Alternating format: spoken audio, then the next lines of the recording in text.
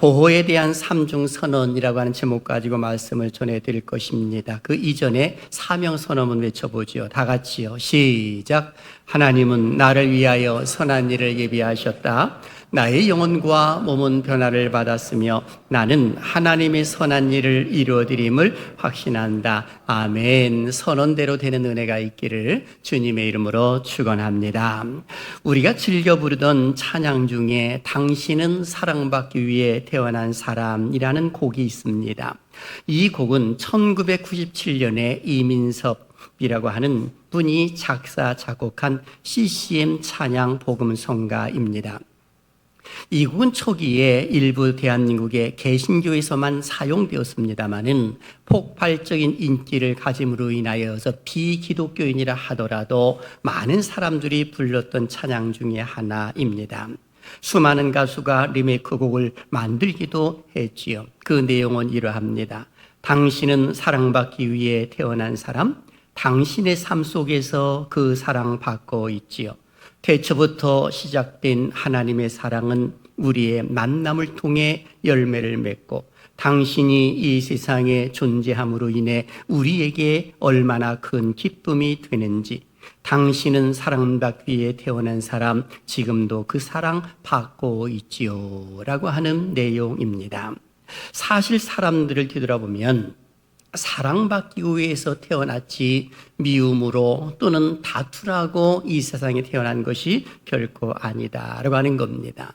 사랑한다고 하는 것은 또 다른 의미에서 보게 되면 보호한다라고 하는 의미도 포함되어 있는 겁니다. 그래서 사실 사람은 태어나는 그 순간서부터 그 누군가의 보호를 받고 사랑을 받으면서 살아가게끔 되어 있습니다. 어렸을 때는 태어나자마자 어머니, 아버지의 사랑과 보호가 없다면 결코 그 아이는 성장할 수가 없는 것입니다. 그런 거로 하나님께서는 아담을 창조하시고 만드시고 난 이후에 혼자 있는 것이 좋지 못함으로 인하여서 그를 잠들게 하시고 갈빗대를 취하셔서 여자를 만들어 주셔서 짝을 맺어 주셨습니다. 왜 짝을 맺어주셨느냐 했을 때 싸우라고 또는 다투라고 미워하라고 짝을 맺어준 것이 아니라 서로 사랑하고 보호해 주어라 라고 하는 그런 모습 가운데서 짝을 맺어주셨더라 라고 하는 겁니다. 하지만 아담과 하와의 선악과를 따 먹음으로 인하여서 하나님의 주권을 침해함으로 원죄가 들어온 것 아니겠습니까? 본래는 원래적인 의가 있음으로 인하여서 원의라고 말합니다. 그런데 죄로 인하여 그 의가 쏙 빠져버리고 죄가 들어간 것이거든요. 그래서 원죄를 갖고 이 세상에 있는 모든 사람들은 태어나더라라고 하는 것입니다.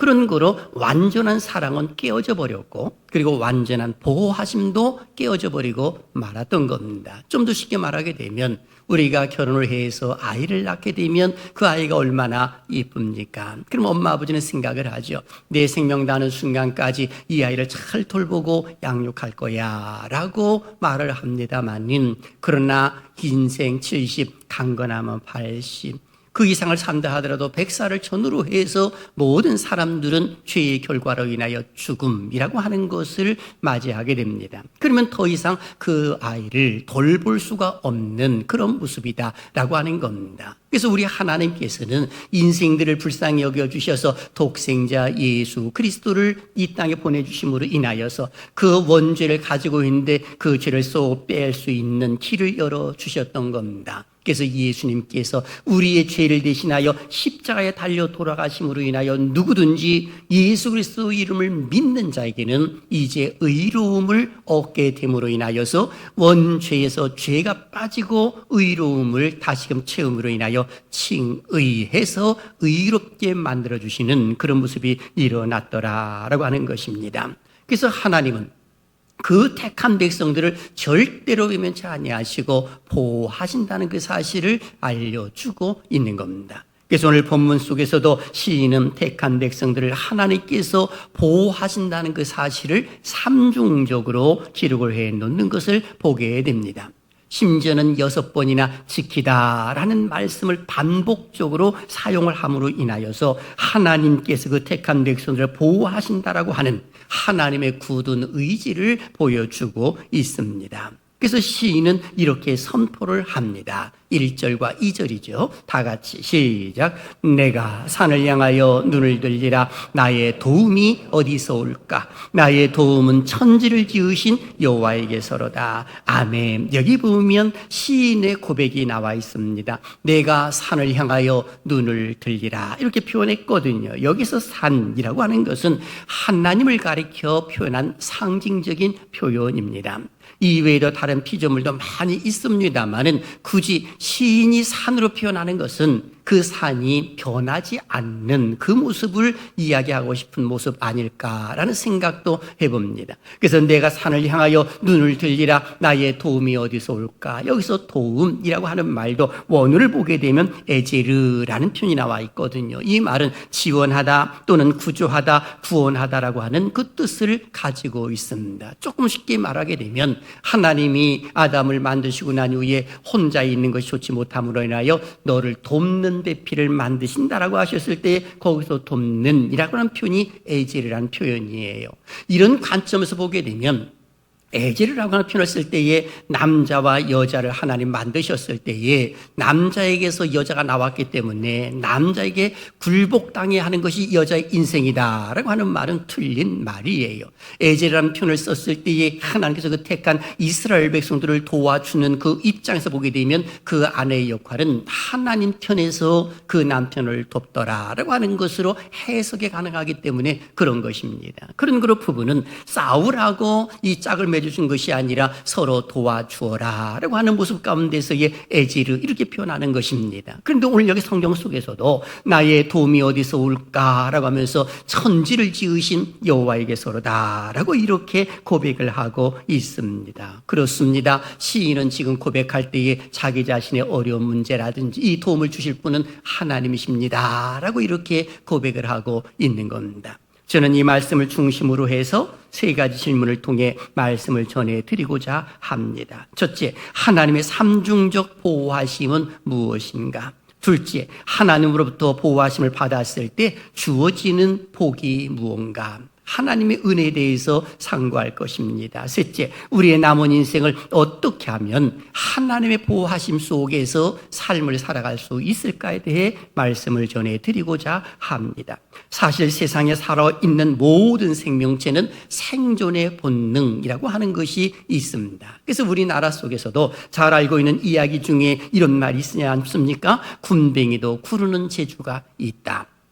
그리고 지렁이도 밟으면 꿈틀거린다라는 말이 있습니다. 이 말은 모두가 다 생존 본능과 연결되어 있는 것입니다. 살아있는 생명체는 어떻게든지 간에 살고자 하는 그런 욕망이 있다는 것이죠. 동물들도 이렇게 가만히 보게 되면 이 생존 본능이 있습니다. 연약한 동물이나 동물들이 살기를 원한다고 한다면 36개 주랭랑입니다. 그러니까 어려운 것이나 무서운 걸 만나게 되면 막 도망가는 것이죠. 이것이 그 동물들이 살려고 하는 생존의 본능입니다. 그런데 연약한 동물들은 도망가지도 못하고 힘도 없기 때문에 그렇지 못할 때에 그들이 살 수 있는 최상의 방법은 눈에 띄지 않는 것입니다. 그러다 보니까는 몸 색깔이 나무와 비슷한 모습으로 자기의 몸 색깔을 바꾸어서 이 나무인지 동물인지 분간하지 못하도록 만드는 카멜레온 같은 경우에도 그런 모습이 나오는 것이고 호랑나비 같은 경우에도 역시 동일하다 이렇게 볼 수가 있는 것입니다. 이건 전부 다가 생존의 본능과 관련되어 있더라라고 하는 겁니다. 그런 거로 사람들도 역시 그 생존의 본능이 다 있는 것인데 어떻게 보호를 받고 어떻게 우리가 잘 살 수가 있을까라고 하는 것은 모든 사람들이 보편적으로 가지고 있는 본능이라고 말을 할 수가 있는 겁니다. 그런데 시인은 분명히 말하고 있습니다. 그 도움은 환경이 아니라 하나님의 도우심이 있어야 합니다 라고 해서 1절과 2절은 그야말로 시인의 신앙 고백입니다. 내가 산을 향하여 눈을 들리라. 나의 도움이 어디서 올까? 바로 천지를 지으신 여호와께서 옵니다 라고 하면서 신앙 고백을 하고 있는 겁니다. 저는 시인의 고백만이 아니라 살아가신 여러분들의 고백으로 이어지시기를 주님의 이름으로 축원합니다. 그런 거로 오늘 여기 성경 속에 나와 있는 이 맛을 보게 되면 이스라엘 백성들이 포로 생활을 마치고 바벨론에서 예루살렘으로 돌아갈 때 앞으로 가야 할 길이 멀고 험합니다. 어떤 경우에는 산짐승도 만날 수 있을 것이고 어떤 경우에는 좋지 못한 강도들을 만날 수도 있는 그런 모습 아니겠습니까? 그러니 이스라엘 백성들이 바벨론 포로 생활 70년 끝내고 난 이후에 고레스 왕의 칙령으로 인하여서 그리고 고국으로 돌아가는 그 길 속에 이 찬양의 고백을 부르면서 그들이 돌아가는 그런 모습이 일어났던 것입니다.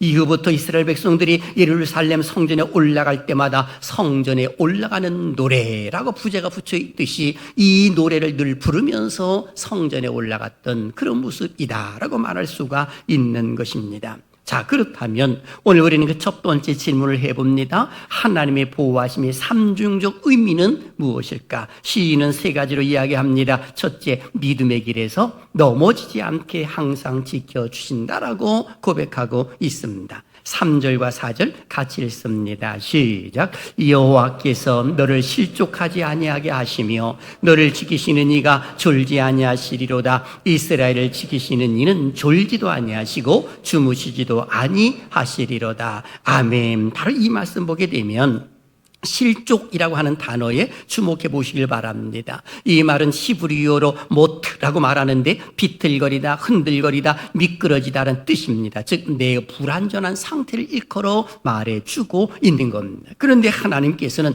너를 실족하지 않게 아니하시며 하면서 너를 지켜주겠다. 심지어는 이스라엘을 지키시는 자는 졸지도 아니하시고 주무시지도 아니하신다라고 기록을 해놓고 있습니다. 왜 이런 표현을 했을까요? 고대 근동에서는 자기들이 섬기고 있는 신이 잠자고 있다라고 이렇게 생각을 함으로 인하여서 환난당했다라고 생각하는 그런 모습들이 있었거든요. 이것을 염두에 두면서 우리 여호와 하나님은 결코 그렇지 아니하시다. 주무시지도 아니하시고 졸지도 아니하신다라고 기록을 해놓는 그런 모습이 일어났던 것입니다. 그래서 신명기 32장 10절도 이렇게 기록을 하는 것이죠. 여호와께서 그를 황무지에서 짐승이 부르짖는 광야에서 만나시고 호위하시며 보호하시며 자기의 눈동자같이 지키셨도다 라고 기록하고 있습니다. 여러분, 우리의 몸 신체 중에서 가장 예민한 부분이 어디냐라고 했을 때에 바로 눈동자이거든요. 그런데 이 눈동자를 보호하기 위하여서 눈썹과 눈꺼풀과 그리고 눈물샘이 있는 것 아니겠습니까? 비가 올 때에도 그 눈썹이 있음으로 인하여 옆으로 흐르게 만들었습니다. 하나님께서 다 그걸 섭리 속에서 만들어 주신 것이죠.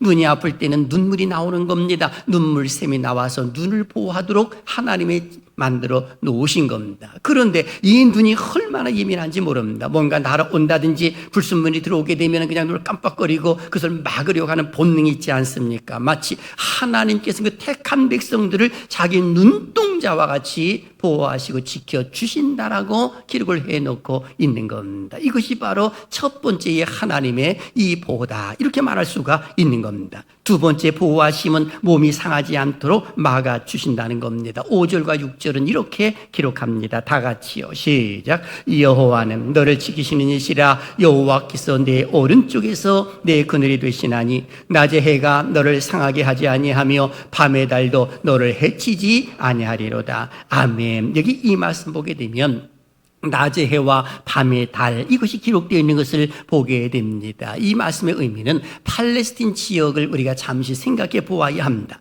팔레스타인 지역은 해와 달의 해를 많이 받았다고 하지요. 그 해는 그 빛이 아주 강하게 내려 비치기 때문에 샘의 근원을 마르기도 하고, 그리고 대낮에는 사람들이 머리에 찌게 되면 열사병으로 즉사하기도 하고 죽기도 하는 그런 모습이 일어난다는 겁니다. 그리고 저녁이면 기온이 뚝 떨어져 가지고 너무 추워가지고 사람들이 또 이제는 달빛 안에서도 그리고 죽어간다는 겁니다. 이걸 가리켜서 월사병이라고 말하는 겁니다. 그러니 일사병이나 이 월사병이 팔레스틴 지역에서는 비일비재하게 많이 일어남으로 인하여서 지금 하나님께서 이 해와 달이 너를 해하지 못하도록 하나님 막아주신다라고 하는 겁니다. 이것을 좀 더 영적으로 확대 해석을 하게 되면 이 우리의 삶 속에서의 고난, 아픔, 쓰라림, 이런 것들이 전부 다가 여기 나와 있는 이 낮의 해와 밤의 달이라고 표현을 할 수가 있는 겁니다. 놀랍게도 하나님은 그 택한 백성들을 어떻게 보호하셨느냐라고 했을 때에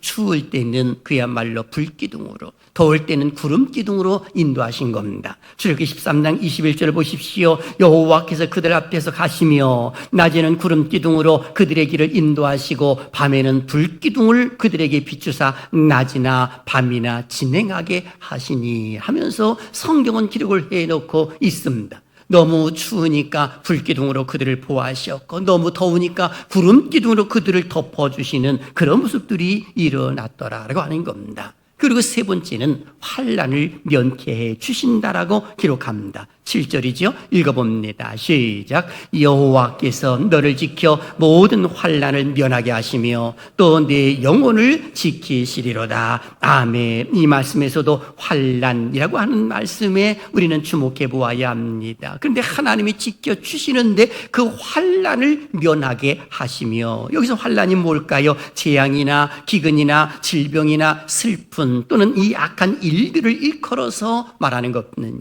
여러 가지 일들이 많이 펼쳐지는 것이 환난이지요. 모든 사람들은 이 환난을 당하는 것을 기뻐하지를 않습니다. 개인적인 환난이나 공동체적인 환난이나 국가적인 환난이나 아니면 자연적인 그런 재해로 인하여 환난을 당하는 것, 이런 것들이 있는데 하나님은 이 모든 것을 면케하시며 그리고 네 영혼을 지켜주실 것이다 라고 이렇게 말씀해 주고 있는 겁니다.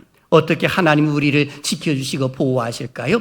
시인은 또 이렇게 고백한 바가 있습니다. 시편 27편 5절을 보십시오. 여호와께서 환난 날에 나를 그의 초막 속에 비밀히 지키시고 그 장막 은밀한 곳에 나를 숨기시며 높은 바위 위에 두시리로다 라고 기록하고 있습니다. 하나님께서 환난 날에 나를 그의 초막 속에 비밀히 지키시고 감춰주신다는 거죠. 감싸 안아 주신다는 것입니다. 마치 아기를 보십시오. 엄마가 아기를 탁 낳고 난 이후에 그 아기가 옆에 많이 날씨가 춥고 어떤 경우는 냉수가 오는 그런 모습 가운데 이 아이는 무서울 수 있지만 엄마 품에서 탁 안겼을 때 엄마가 그의 가슴에다가 안고 그리고 이불을 덮든지 옷으로 덮어주었을 때 그 아이는 무서움이 없습니다. 엄마 품이기 때문에 그런 것이거든요. 마치 하나님께서는 우리가 두려워하는 그 순간 속에 우리를 그렇게 안아서 보호해 줄 것이라고 하는 그 사실을 환난 날에 나를 그 초막 속에 비밀히 지키시고 그 장막 은밀한 곳에 숨기실 것임을 알려주는 모습이 기록되어 있는 겁니다. 그렇습니다.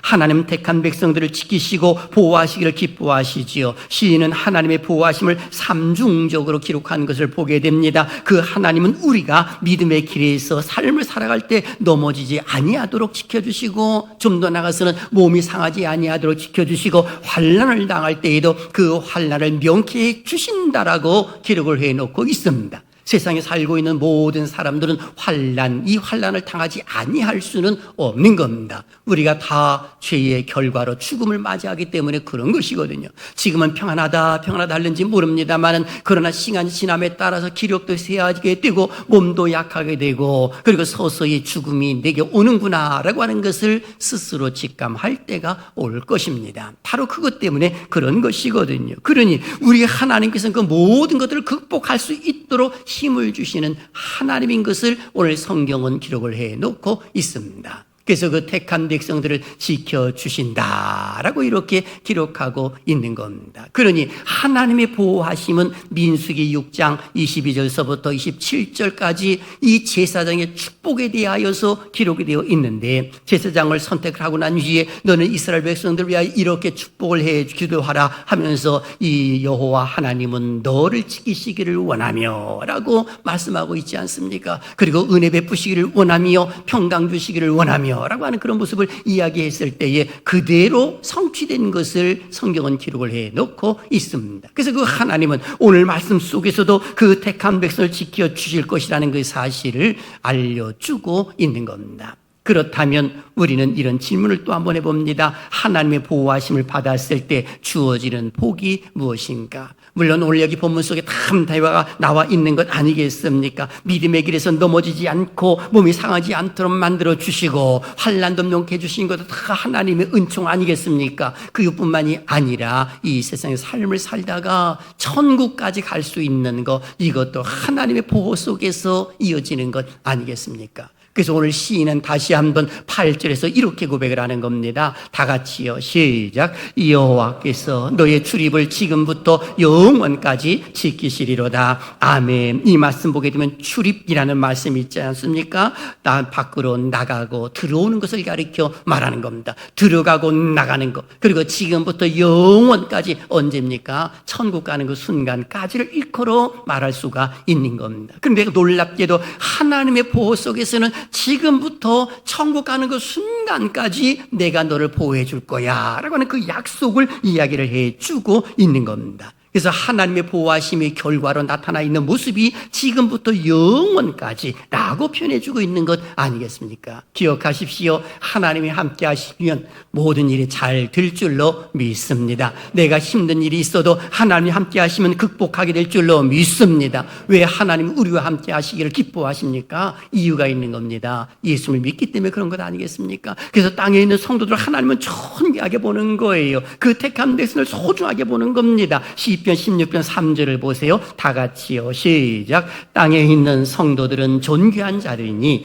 나의 모든 즐거움이 그들에게 있도다. 아멘. 여러분, 땅에 있는 성도들은 존귀한 자들이에요. 하나님이 얼마나 귀하게 보시는지 존귀하다라고 기록을 해놓고 있는 것 아니겠습니까? 이 말씀을 하게 되면 또 어떤 분은 이렇게 말하는지 몰라요. 목사님, 제가 지난 시간을 돌이켜보게 되면 죄가 너무 많이 졌는데 나도 존귀한 자가 될까요? 아니요, 절대 그렇지 않을 것 같아요 라고 하시는 분들도 있습니다. 아니요, 비록 죄를 지었다 하더라도 하나님은요 그 택한 백성들을 존귀하게 보는 거예요. 누가복음 15장에 돌아온 탕자를 향하여서도 그 아버지가 죄를 책망하고 내쫓고 그렇게 합니까? 아니거든요. 존귀한 아들의 자리를 회복시켜 줌으로 인하여 잔치를 벌이는 그런 모습이 있는 것 아니겠습니까? 그런 거로 이 존귀한 자들이라고 말했을 때 제가 가지고 있는 100달러가 제게 있다고 한번 생각해 보세요. 그 100달러를 가지고 땅에다 탁 던졌더니 오물이 묻었습니다. 오물이 묻었다고 해서 그 달러의 가치가 사라지느냐 했을 때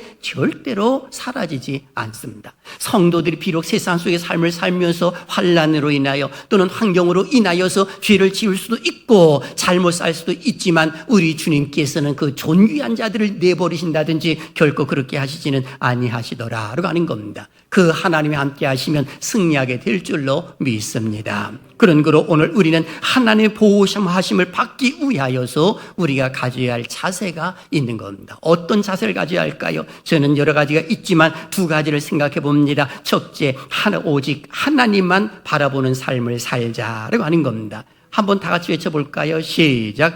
오직 하나님만 바라보는 삶을 살자. 아멘. 오직 하나님만 바라보자. 무슨 말입니까? 다른 것도 볼 수 있다는 이야기죠. 오늘 시인은 고백을 합니다. 2절 하반절에 나의 도움은 천지를 지으신 여호와께서로다 라고 고백하고 있습니다. 이 고백은 나의 도움이 어디서 올까라고 하는 질문에 대한 해답이에요. 자문하고 자답하는 거죠. 나의 도움은 천지를 지으신 여호와께서 옵니다 라고 이렇게 표현해주고 있습니다. 이 말은 하나님을 바라보고 있다는 그 사실을 염두에 두고 있는 겁니다. 왜 인생이 하나님을 바라보아야 할까요? 그 이유가 분명히 있는 것입니다. 여러분 한번 생각해 보십시오. TV를 보다가 TV가 고장이 났습니다. 그럼 어디를 가야 합니까? 서비스 센터를 가야죠. 자동차를 운전하다가 자동차가 멈춰섰습니다. 고장이 났습니다. 어디를 가야 합니까? 자동차 서비스 센터에 가야 하는 겁니다. 그래야만 고칠 수가 있는 것입니다. 사람에게 어떤 문제가 생겼다고 한다면 어디로 가야 합니까? 우리를 만드시고 지으시고 창조하신 그 하나님께 가는 것이 옳지 않겠습니까? 그런 걸 하나님을 바라보아야만이 되는 겁니다. 하나님을 바라보지 아니하고 세상을 바라보게 되면 거기에 좋은 것이 있을 것 같습니다만 세상의 모든 것들은 변하는 겁니다. 돈도요 돌고 돌고 도는 것이 돈 아니겠습니까? 그런 거로 오늘 우리는 하나님 나를 바라보아야 할 이유가 있는 겁니다. 하나님만 바라보게 되면 희망이 생기고요, 기쁨이 넘치고요, 평강이 넘치는 줄로 믿습니다. 그래서 믿음이라고 하는 것 자체는 바로 하나님을 바라보는 거로 말하는 겁니다. 그래서 히브리서 11장 1절에 믿음은 바라는 것들의 실상이요 보이지 않는 것들의 증거니라고 기록하고 있습니다. 실상과 증거를 마음속에 새기고 그리고 믿음으로 기도할 것을 가리켜 말하고 있는 것 아니겠습니까? 그래서 믿음의 선진들이 다 이와 같은 모습을 가졌다는 겁니다. 그들은 실상을 가슴에 담았고 증거를 가슴에 담았다는 겁니다. 예컨대 아브라함을 부르셨을 때도 아브라함은 약속의 땅이 어딘지도 모르지만 하나님 말씀을 그대로 믿고 그 마음속의 실상 그것을 그대로 믿고 나갔다는 겁니다. 요셉도 보십시오. 하나님 주신 꿈이 있지 않았습니까? 비전이 있지 않았겠습니까? 그 마음속에 그것을 그리고 있더니 때가 되매 애굽 총리 자리에 앉게 되고 그리고 자기 형제들이 와가지고 절하는 그런 모습들이 그대로 꿈이 성취가 되는 그런 모습들이 일어나는 것을 보게 됩니다. 그런 걸 오늘 우리는 생각해 보는 것입니다. 오직 하나님만 바라보는 것이 우리가 가져야 할 자세, 그리고 하나님의 보호를 받을 수 있는 유일한 길인 것을 잊지 말아야 한다는 것이고,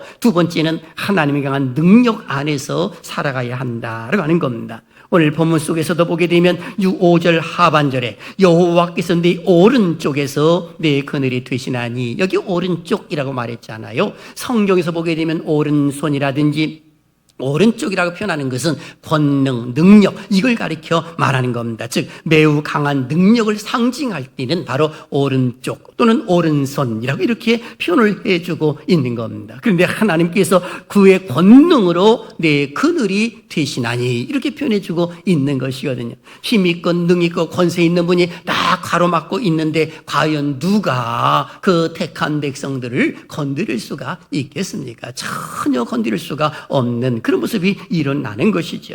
독일의 종교개혁가 마틴 루터는 그래서 마음속에 늘 생각할 때에 하나님의 다스리심과 그 섭리하심을 늘 믿고 그리고 나갔다라고 말합니다. 당시의 부정부패로 그리고 타락한 종교 상황에서 소명을 발견하고 종교개혁 운동에 기치를 들었던 마틴 루터는 너무 힘들고 어려운 그 상황 속에 놓여 있었을 때 그는 이런 고백을 했다고 그래요. 캄캄한 밤에 하늘을 쳐다보면서 하나님께 기도하는 거죠. 하나님, 저 무수한 별들이 이 땅에 떨어지지 않는 것은 하나님이 섭리하시고 다스리고 계시기 때문에 떨어지지 않는 것이겠지요. 지금 제가 종교개혁을 단행하려고 하는 그런 모습 가운데서도 힘들고 어렵습니다. 그러나 하나님이 도와주시고 하나님이 이끌어 주실 것을 믿습니다 라고 하면서 저는 이제 잠자리에 들겠습니다 하면서 편한 잠을 잤다라고 하는 유명한 이야기가 있습니다. 기억하십시오. 그 하나님은 우리의 하나님이신 줄로 믿습니다. 그래서 우리가 힘들고 어려울 때는 하나님께 피하는 것이 가장 좋은 거예요. 하나님을 바라보는 것이 가장 좋은 것이고 그의 강한 능력 안에 거한다고 하는 그 사실이 가장 중요한 것입니다. 그래서 시편 46편 1절은 이렇게 기록합니다. 하나님은 우리의 피난처시요 힘이시니 환난 중에 만날 큰 도움이시라 라고 기록하고 있는 겁니다. 그러니 하나님이 우리의 도움이시기 때문에 다른 데로 피할 것이 아니라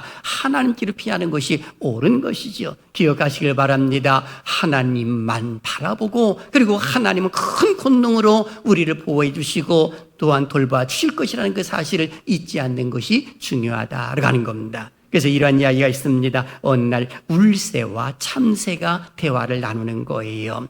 그런데 울새가 이렇게 말합니다. 예, 참 이상한 일이다. 왜 사람들은 저렇게 걱정과 불안이 많을까? 그때 참새가 이렇게 대답을 합니다. 아마 저들에게는 나와 너를 돌봐주시는 하나님 아버지가 없는가 봐 라고 이야기를 했다고 하는 에피소드의 이야기입니다. 여러분, 참새 한 마리가 떨어지는 것도 하나님 허락하지 아니하시게 되면 절대로 팔리지를 않는 그런 모습이라고 기록하고 있잖아요. 하나님 그 다스림이에요. 하물며 예수 그리스도를 믿고 있는 택한 백성들 하나님이 버리신다고요? 어림없습니다. 하나님은요 택한 백성을 절대로 버리지 아니하십니다. 그래서 그 하나님은 우리에게 힘들고 어려울 때 너는 가만히 있지 말고 행할 것을 우리에게 알려주셨는데 그 비밀을 하나 알려주셨습니다. 그것이 뭐냐면 기도하는 것이거든요. 누구의 이름으로? 예수 그리스도의 이름으로. 기억나시지요? 요한복음 14장 14절 다 같이요. 시작. 내 이름으로 무엇이든지 내게 구하면 내가 행하리라. 아멘. 내 이름으로 무엇인지 내게 구하면 우리 하나님이 응답해 주신다는 그 사실을 알려주고 있는 겁니다. 그래서 삶 속에서도 힘들고 어려운 일 닥친다고 해서 절대로 낙심할 이유 없는 겁니다.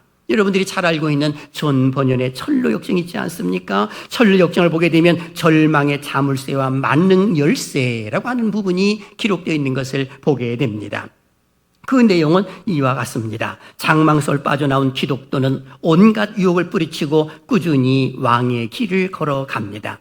하지만 너무도 고달프고 험해서 기독교는 좀 쉬워 보이는 길로 들어서기로 합니다. 그 길은 의심의 성에 살고 있는 절망이라는 거인의 영토로 향하는 길이었습니다. 결국 기독교는 절망에 사로잡혀 지하 감옥에 갇히게 됩니다. 온갖 방법으로 기독교를 괴롭혔던 절망은 여행을 계속하는 것은 아무 의미가 없다며 그에게 자살할 것을 종용합니다. 얼마 동안은 정말로 그 절망이라는 거인이 기독교를 굴복시키는 듯 했습니다. 그때 기독교와 함께 잡혀있던 소망이라는 동료가 그에게 값진 승리의 순간들을 상기시켜 줍니다.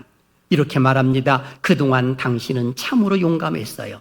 그 무시무시한 아볼리온과도 싸워 이겼고 죽음의 그늘을 캐고 있어도 허영의 시장에서도 당신은 참 용감했어요 하면서 그 소망이 이야기를 해줍니다. 그때 기독교와 소망은 우리가 이렇게 있어서는 안 되지 하면서 밤새도록 하나님께 기도를 합니다. 거의 아침이 될 무렵까지 기도를 계속하던 기독교는 갑자기 큰 소리로 외칩니다. 맙소사, 난 참 다보야 얼마든지 자유로워질 수 있는데 이렇게 무시무시한 지하 감옥에서 그대로 누워 있었다니 하면서 여보시오 소망, 내 품 안에 약속이라는 열쇠가 있다오. 그 열쇠는 어떤 문이라도 열 수 있는 열쇠인데 이 의심의 성에 있는 감옥 자물쇠도 열 수 있다오 하면서 그 열쇠를 가지고 절망의 감옥에서 나오는 이야기가 있습니다. 기억하십시오. 예수 그리스도의 그 이름은 만능 열쇠인 줄로 믿습니다. 예수를 믿는 믿음의 사람들에게 그 열쇠만 너무너무 소중한 겁니다. 힘들 때는 그 이름을 부르십시오.